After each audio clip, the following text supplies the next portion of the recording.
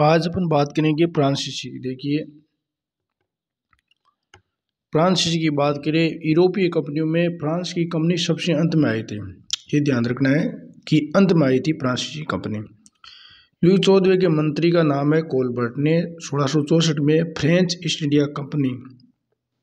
तो लुई 14वें ने मंत्री कोलबर्ट ने 1664 में क्या किया, फ्रेंच ईस्ट इंडिया कंपनी का नाम है, देखो, कैंपने देश इंडिसे ओरिएंटलेस।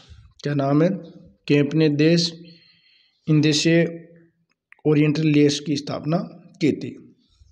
अब देखो, ये कंपनी बहुत बार पूछी गई है। कैंपने देश इंडिसे ओरिएंटलेस, इसकी स्थापना, ये सरकार की कंपनी थी जो मुख्यतः एक सरकारी उपक्रम या राज्य उद्यमी की भांति काम करती थी। आगे बात करते हैं अपन ने कोलबर्ट ने। अब देखो आगे है, कोलबर्ट ने कंपनी 30 लाख फ्रैंक की राशि अग्रिम दी थी।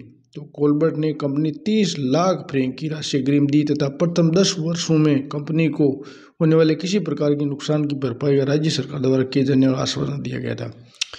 तो कोलबर्ट ने कंपनी को 30 लाख फ्रैंक की राशि अग्रिम दी। कोलबर्ट ने कंपनी को 30 लाख फ्रैंक की राशि अग्रिम दी तथा प्रथम 10 वर्षों में कंपनी को होने वाले किसी प्रकार के नुकसान की भरपाई है राज्य सरकार द्वारा किए जाने वाला आश्वासन दिया गया था।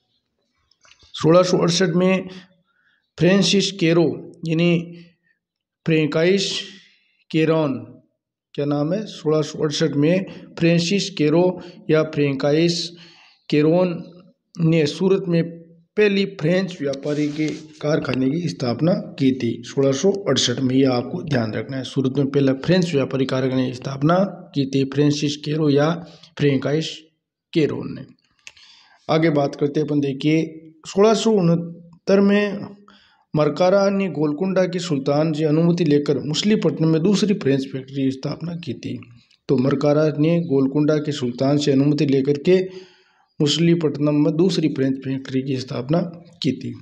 आगे बात करते हैं, देखिए अपन 1672 में एडमिरल डेला ने, यानी 1672 में एडमिरल डेला हे ने गोलकुंडा के सुल्तान से सेंट थोमी छीन लिया था। तो 1672 में एडमिरल डेला ने, यानी 1672 में एडमिरल डेला हे ने गोलकुंडा के सुल्तान सेंट थोमी से छीन लिया था। तो गोलकुंडा का सुल्तान कौन था? सेंट थोमी, उसे छीन लिया था 1672 में।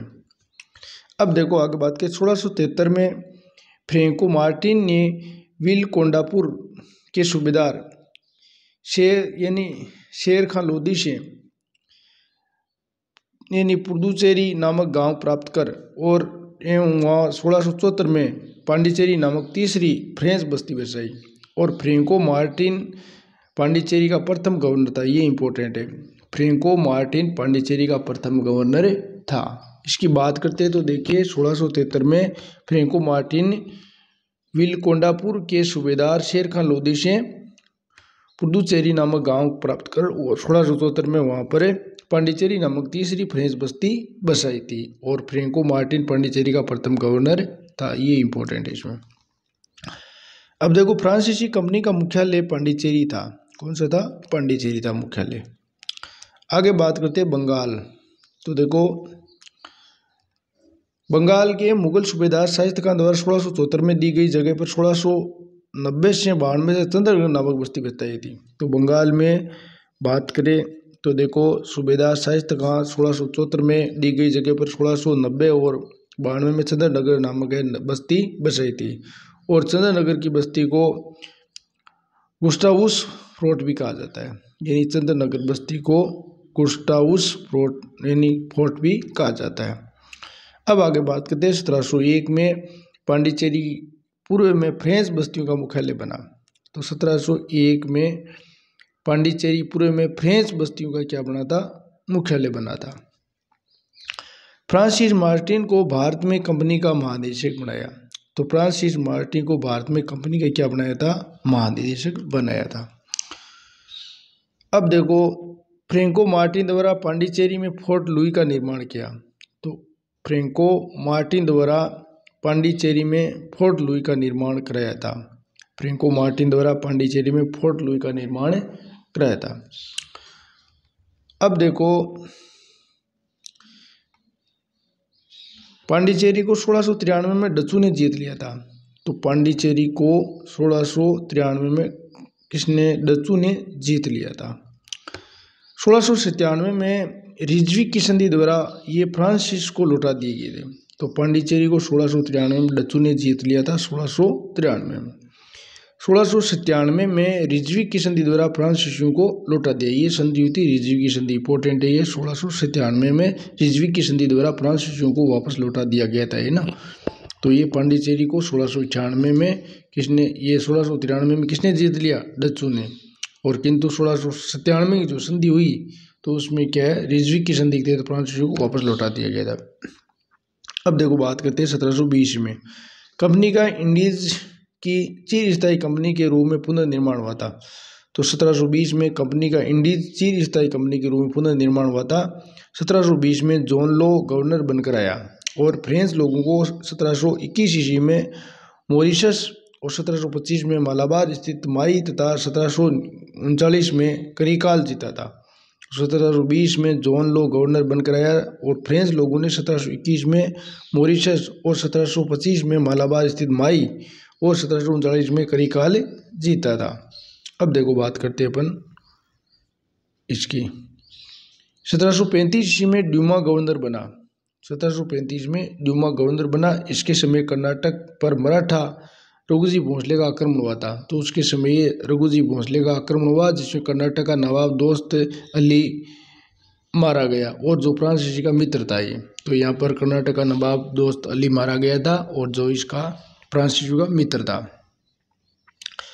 डूमा ने दोस्त अली के उत्तराधिकारी को शरण देकर मराठों का मुकाबला किया। तो डूमा ने दोस्त अली के उत्तराधिकारी को शरण दी थी और फिर मुकाबला किया। इससे मुगल बादशाह मोहम्मद शाह ने डूमा को नवाब की उपाधि प्रदान की।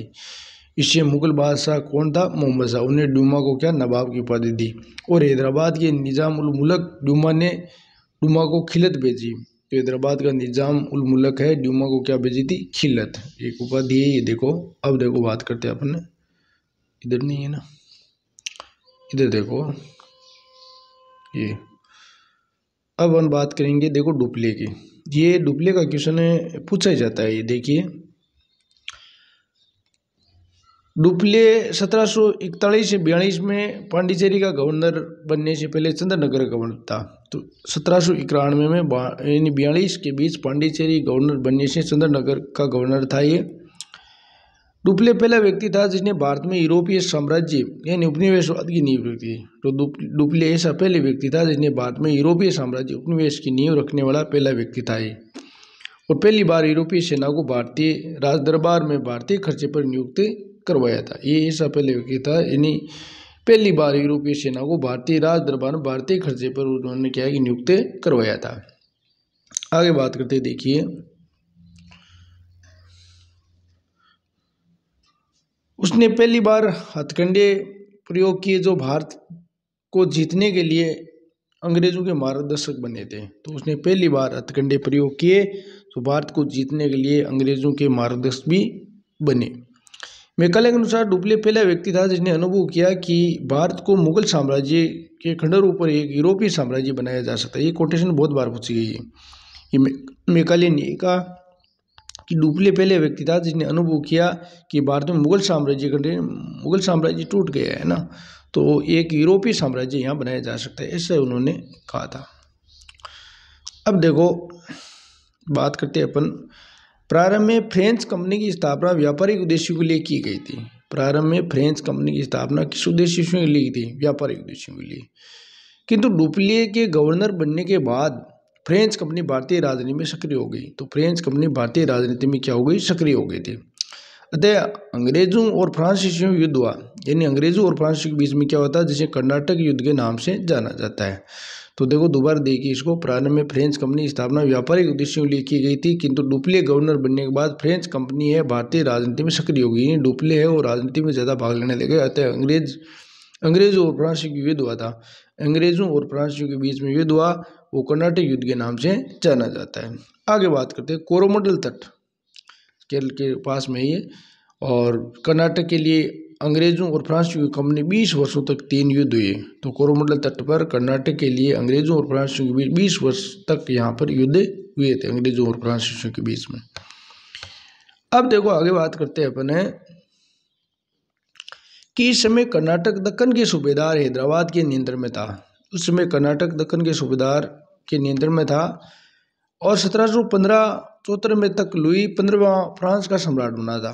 तो 1715-74 के बीच में लुई 15वां फ्रांस का सम्राट बना। इसी के समय 1746 से 61 के बीच 3 आंग्ल फ्रांस युद्ध यानी कर्नाटक युद्ध थे। 1776 और 61 के बीच में 3 आंग्ल फ्रांस युद्ध थे, कर्नाटक युद्ध के नाम से जाने गए थे। अब देखो इसमें अपन पढ़ते हैं, आपका यहाँ से क्वेश्चन आता ही है, ये क्या हुआ, प्रथम कर्नाटक युद्ध की बात करेंगे आप, है ना।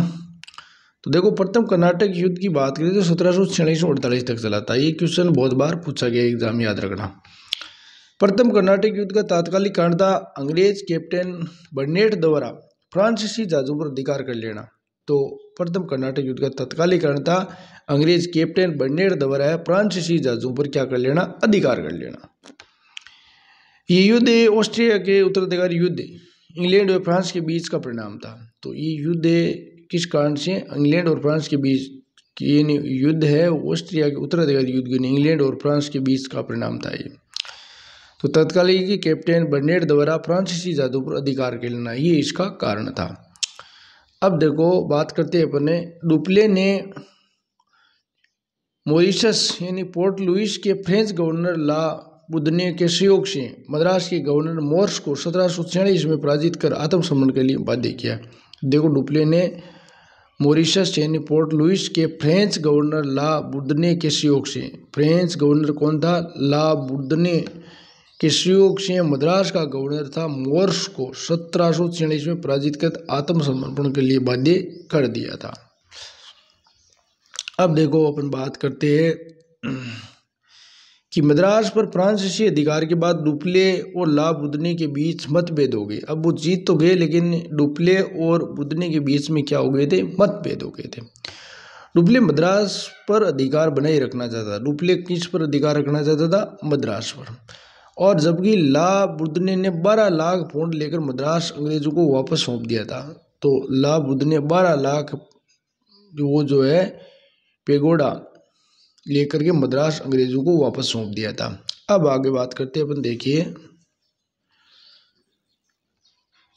अब देखो उधर कर्नाटक का नवाब अनवरुद्दीन अपने पुत्र महफूज खां के नेतृत्व में 10,000 सैनिक मद्रास पर अधिकार करने हेतु भेजता है।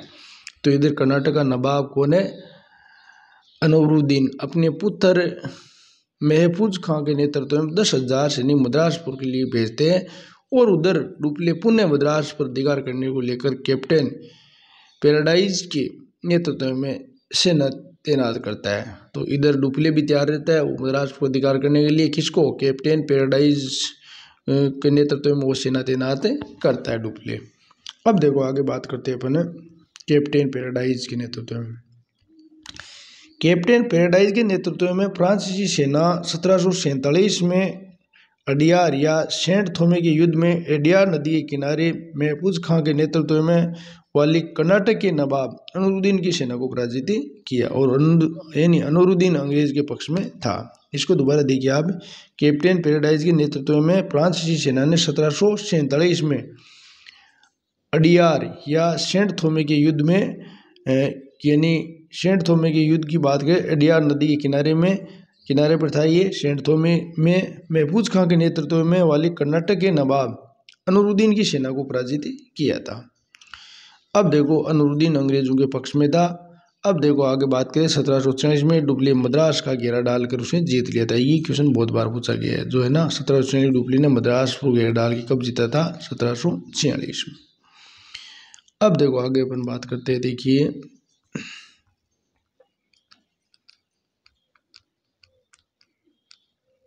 ये लो अब आगे बात करते हैं तो देखिए, मद्रास की जीत के बाद डुप्ले 1748 में अंग्रेज बस्ती फोर्ट सेंट डेविड को जीतने का असफल प्रयास करता है। यहाँ पर मद्रास जीतने के बाद डुप्ले 1748 में अंग्रेज बस्ती का नाम है फोर्ट सेंट डेविड को जीतने का असफल प्रयास करते हैं और अंग्रेज फ्रांसीसी बस्ती पांडिचेरी को जीतने में असफल प्रयास करते हैं। तो अंग्रेज फ्रांसीसी बस्ती पांडिचेरी को जीतने का असफल प्रयास करते हैं। 1748 में ओक्सला यानी शेपेल फ्रांस की संधि में यूरोप में दोनों देशों में युद्ध समाप्त होने से भारत भी दोनों कंपनियों में युद्ध समाप्त हो गया था। तो ये पूछा गया है, ये संधि 1748 में कौन सी संधि हुई थी? तो ओक्सला शेपेल की संधि। यूरोपीय में दोनों देशों के युद्ध समाप्त होने पर भारत भी दोनों कंपनियों में युद्ध समाप्त हो गया था। तो ये आपको ध्यान रखना है संधि का। आगे बात करते हैं अपन, देखिए कि ओक्सला शेपेल संधि के तहत मद्रास अंग्रेजों को लौटा दिया गया। ये भी इंपॉर्टेंट है। ओक्सला शेपेल की संधि जो 48 महीने 1700, तो इस संधि के तहत मद्रास किसको लौटा दिया था? अंग्रेजों को।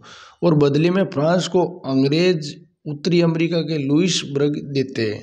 तो फ्रांस को अंग्रेज उत्तरी अमेरिका में लुइस बर्ग देते हैं। प्रथम कर्नाटक युद्ध के परिणाम स्वरूप दक्षिणी भारत में फ्रांसीसियों की प्रतिष्ठा बढ़ी। तो प्रथम कर्नाटक युद्ध के परिणाम स्वरूप दक्षिणी भारत में फ्रांसीसियों की प्रतिष्ठा बढ़ गई थी। अब बात करते हैं द्वितीय कर्नाटक युद्ध। 1749 से 54 के बीच में होता है द्वितीय कर्नाटक युद्ध। द्वितीय कर्नाटक युद्ध हैदराबाद के उत्तराधिकारी युद्ध का परिणाम है। तो द्वितीय कर्नाटक युद्ध कर्नाटक है वो हैदराबाद में उत्तराधिकारी युद्ध का ही परिणाम है। ये कब होता है? द्वितीय कर्नाटक युद्ध 1749 से 54 के बीच। ये डेट याद रखनी है। द्वितीय कर्नाटक युद्ध 1749 से 54 के बीच में होता है। द्वितीय कर्नाटक युद्ध कर्नाटक और हैदराबाद ये उत्तराधिकारी युद्ध का परिणाम है। अब देखो, ये युद्ध यूरोपीय घटनाओं को लेकर नहीं लड़ा गया था और कर्नाटक में नवाब अनूरुद्दीन और उसके उसके बेनोई चांदा साहब के बीच विवाद था। यानी कर्नाटक के नवाब अनूरुद्दीन और उसके बेनोई चांदा साहब के बीच में क्या था? विवाद था। आगे बात करते हैं अपने इसके बाद में, देखो हैदराबाद में 1748 में निजाम उल मुल्क, तो देखो 1748 में कौन था? निजाम उल मुल्क आसफ जाही की मृत्यु के बाद उसका पुत्र नासिर जंग 1748 से 50 तक नवाब बना।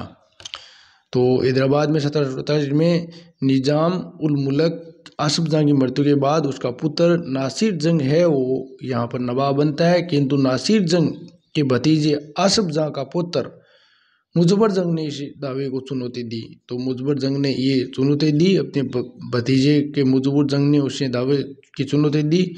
डुप्ले ने चांदा साहब और मुजफ्फर जंग का समर्थन किया। तो डुप्ले है उसने चांदा साहब और मुजफ्फर जंग का क्या किया? समर्थन किया था। अंग्रेजों ने अनूरुद्दीन और नासिर जंग का समर्थन किया। तो अंग्रेजों ने अनूरुद्दीन और नासिर जंग का क्या किया? समर्थन किया था। आगे बात करते हैं अपन इसकी।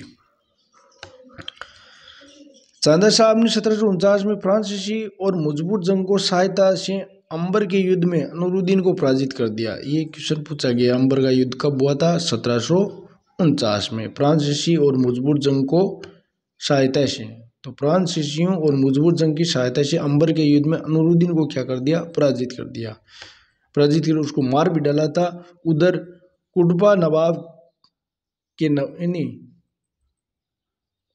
के नवाब ने दिसंबर 1750 में नासिर जंग को भी मार दिया।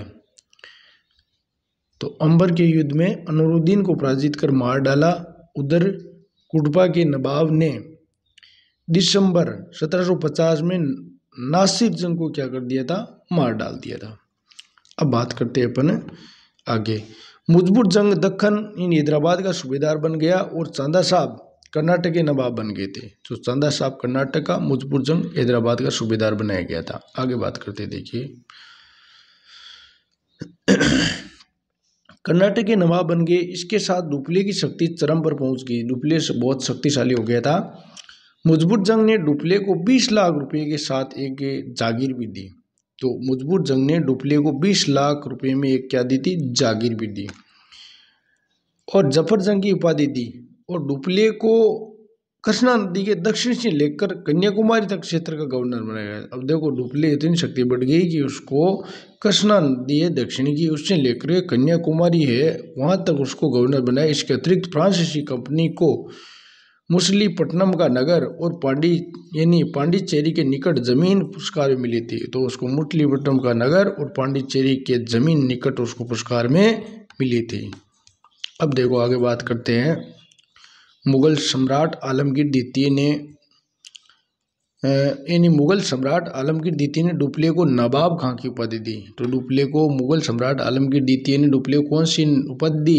नवाब खां की। डुप्ले ने बुशी के नेतृत्व में हैदराबाद में मुजफ्फर जंग की सहायता के लिए सेना तैनात की। तो डुप्ले ने बुशी के नेतृत्व में हैदराबाद मुजफ्फर जंग की सहायता के लिए उन्होंने अपनी सेना तैनात की और कर्नूल के नवाब 13 फरवरी 1751 को युद्ध में मुजफ्फर जंग की हत्या कर दी। तो कर्नूल के नवाब ने 13 फरवरी 1751 में युद्ध में मुजफ्फर जंग की हत्या कर दी और 1751 में मुजफ्फर जंग की मृत्यु के बाद बुशी ने सलाबत जंग को दक्कन का सूबेदार बनाया। तो मुजफ्फर जंग की मृत्यु के बाद बुशी ने सलाबत जंग को क्या दक्कन का क्या बनाया था? सूबेदार बनाया था। अब बात करते हैं अपन अब सलाबत जंग ने फ्रांसीसियों को आंध्र प्रदेश का क्षेत्र जो उत्तरी सरकार के नाम से जाना जाता है ये पुरस्कार में दे दिया था। तो सलाबत जंग ने फ्रांसीसियों को आंध्र प्रदेश क्षेत्र है वो उत्तरी सरकार के नाम से जाना जाता है ये पुरस्कार में दिया था। अब बात करते हैं आगे की। देखिए इधर है तो नहीं।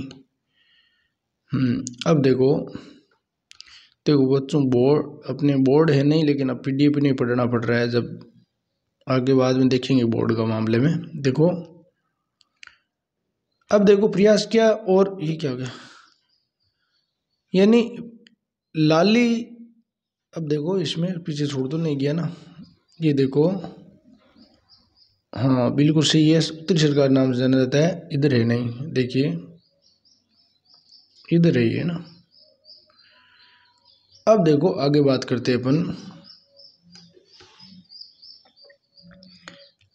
कि उधर अनवरुद्दीन के पुत्र मोहम्मद अली ने अंग्रेजों से मदद मांगी। इधर अनवरुद्दीन के पुत्र है मोहम्मद अली ने अंग्रेजों से मदद मांगी और तिरुचिरापल्ली के दुर्ग में शरण ली। तो अनवरुद्दीन के पुत्र मोहम्मद अली ने अंग्रेजों से मदद मांगी लेकिन तिरुचिरापल्ली दुर्ग में शरण ली। फ्रांसीसियों और चंदा साहब ने तिरुचिरापल्ली को 1751 में घेर लिया था। तो फ्रांसीसियों और चंदा साहब ने तिरुचिरापल्ली को उसने 1751 में घेर लिया था। इस समय रॉबर्ट क्लाइव के सुझाव पर अंग्रेजी सेना ने तिरुचिरापल्ली पर दबाव कम करने के लिए प्रसिद्ध अर्काट यानी कर्नाटक की राजधानी का घेरा डाला। ये देखो इंपॉर्टेंट है, यहाँ पर देखना जरूरी है कि इस समय रॉबर्ट क्लाइव के सुझाव पर अंग्रेजी सेना ने तिरुचिरापल्ली पर दबाव कम करने के लिए प्रसिद्ध यानी अर्काट यानी कर्नाटक की राजधानी का घेरा डाला। तब चंदा साहब ने अपने पुत्र रजा खां को भेजकर, किसको? रजा खां को। तो देखो अपने पुत्र रजा खां को भेजकर अर्काट में क्लाइव को घेर लिया, लेकिन अंत में लॉरेंस की सेना की सहायता से अंग्रेज अर्काट जीत लिया था। तो इस लॉरेंस से वो यहाँ आ गया था और इसकी वजह से अर्काट का युद्ध अंग्रेजों ने जीत लिया था। अब बात करते हैं कि आगे की। देखिए अब नोट देखो इसमें कि क्लाइव मोर्स की जगह आए गवर्नर सैंडर्स को अर्काट का घेरा डालने की सलाह दी, जिसे तुरंत मान लिया था। तो क्लाइव ने मोर्स की जगह आए गवर्नर कौन था? सैंडर्स को अर्काट का घेरा डालने की सलाह दी, जिसे तुरंत मान लिया था। अंत में फ्रांस की क्या हुई? हार हुई और चंदा साहब तंजौर पहुंच गए थे। अंत में फ्रांस की क्या हुई थी? हार हुई और चंदा साहब तंजौर पहुंच गए थे, जहां उसकी हत्या कर दी गई थी। चंदा साहब की उसकी हत्या कर दी थी और मोहम्मद अली कर्नाटक का नवाब बना था। मोहम्मद अली है वो कर्नाटक का क्या बना था? नवाब बना था। मैरियट ने लिखा है कि डुप्ले ने मद्रास भारत को चाबी खोजने का निष्फल प्रयास किया। इंपॉर्टेंट है ये। मेरिट ने क्या लिखा है, ये कोटेशन बहुत बार पूछी गई है कि मेरिट ने ये लिखा है कि डुप्ले ने मद्रास में भारत की चाबी खोजने का निष्फल प्रयास किया और क्लाइव ने ये चाबी बंगाल में खोजी। क्लाइव ने कहाँ खोजी थी? बंगाल में। ये एग्जाम में बहुत बार पूछी गई है कि मेरिट ने क्या कहा, डुप्ले ने मद्रास में भारत की चाबी खोजने का निष्फल प्रयास किया और क्लाइव ने चाबी बंगाल में खोजी, ये मेरिट ने कहा। आगे बात करो, देखो ये लो। अब देखो इसके बाद में 1754 में डुप्ले को वापस बुला लिया गया था और कोडेहू को डुप्ले के स्थान पर भारत में फ्रांसीसी प्रदेश का गवर्नर बनाया। इसमें कोडेहू को डुप्ले के बाद में गवर्नर किसको बनाया गया था? कोडेहू को बनाया गया था। द्वितीय कर्नाटक युद्ध की समाप्ति 1755 में पांडिचेरी की संधि से हुई थी। तो द्वितीय कर्नाटक युद्ध की समाप्ति 1755 में पांडिचेरी की संधि के तहत हुई थी। आगे बात करते हैं तीसरा कर्नाटक युद्ध। ये होता है 57 से। देखिए तीसरा कर्नाटक युद्ध की बात करें कब होता है? ये 57 से लेकर 63 तक, 1757 से लेकर 63 तक होता है। इस युद्ध का तात्कालिक कारण था क्लाइव और एडमिरल वाटसन द्वारा बंगाल स्थित चंद्रनगर पर अधिकार। तो इसका तात्कालिक कारण मान सकते हैं कि क्लाइव और एडमिरल वाटसन द्वारा बंगाल स्थित चंद्रनगर पर क्या कर लिया? अधिकार था। और 23 मार्च 1757 को ये युद्ध शुरू हुआ था। 23 मार्च 1757 को। अब देखो चंद्रनगर को लेकर था ये। और ये युद्ध यूरोप में इंग्लैंड और फ्रांस के मध्य हुई सप्तवर्षीय युद्ध 56 से लेकर 63 का परिणाम था। यानी इंग्लैंड और फ्रांस के बीच में सप्तवर्षीय 7 वर्षों तक ये युद्ध चला था। सप्तवर्षीय युद्ध के नाम से जाना जाता है इंग्लैंड और फ्रांस। तो इसी का ये परिणाम था। आगे बात करते हैं, देखिए 57 की। लेकिन 1757 में प्लासी को जीतने के बाद अंग्रेजों ने बंगाल के संसाधनों से फ्रांसीसियों का मुकाबला किया। तो 1757 में प्लासी को जीतने के बाद अंग्रेजों ने बंगाल के संसाधनों से फ्रांसीसियों का मुकाबला किया और पराजित भी कर दिया था। आगे बात करते हैं 1758 में विशाखापट्टनम में चतुर्थ के युद्ध में अंग्रेजों ने फ्रांसीसियों को हरा दिया था। तो 1758 में विशाखापट्टनम में क्या नाम है? चतुर्थ नहीं भाई, यानी चंदूरती के युद्ध में, मेरे को दिखाई नहीं कि 1758 में विशाखापट्टनम में चंदूरती के युद्ध में अंग्रेजों ने फ्रांसीसियों को हरा दिया था। आगे बात करते देखिए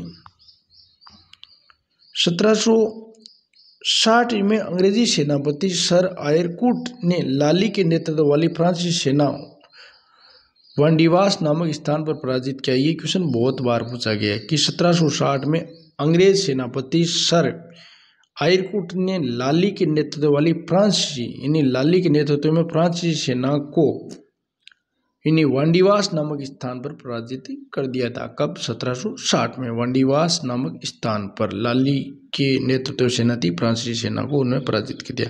वे फ्रेंच सेनापति बुस्सी को बंदी बना लिया। फ्रेंच सेनापति कौन था? बुस्सी को भी उन्होंने बंदी बना लिया था। और लाली पांडिचेरी भाग गया। लाली कहाँ भाग गया? पांडिचेरी। अब बात करते हैं मोलसेन ने यानी वांडीवास युद्ध के बारे में कहा। मोलसेन ने क्या कहा वांडीवास युद्ध के बारे में? कि मार्टिन डुप्ले ने जिस शक्तिशाली इमारत को खड़ा करने में योगदान दिया था उस युद्ध में मिट्टी में मिला दिया और लाली की सारी आशाओं पर पानी फेर दिया तथा पांडिचेरी के भाग्य को उसने चौपट कर दिया। ये बात किसने कही थी? ये मोलसेन ने वांडीवास युद्ध के बारे में कहा कि मार्टिन ड्यूमा और डुप्ले ने जो मेहनत की, शक्तिशाली इमारत के खड़े करने में योगदान दिया था, उसने इस युद्ध में मिट्टी में मिला दिया, लाली की सारी आशाओं पर पानी फेर दिया था तथा पांडिचेरी के भाग्य को उसने चौपटे कर दिया था। ये बात थी। ये मोलसेन का याद रखना है कोटेशन। अब देखो आगे बात करते हैं अपने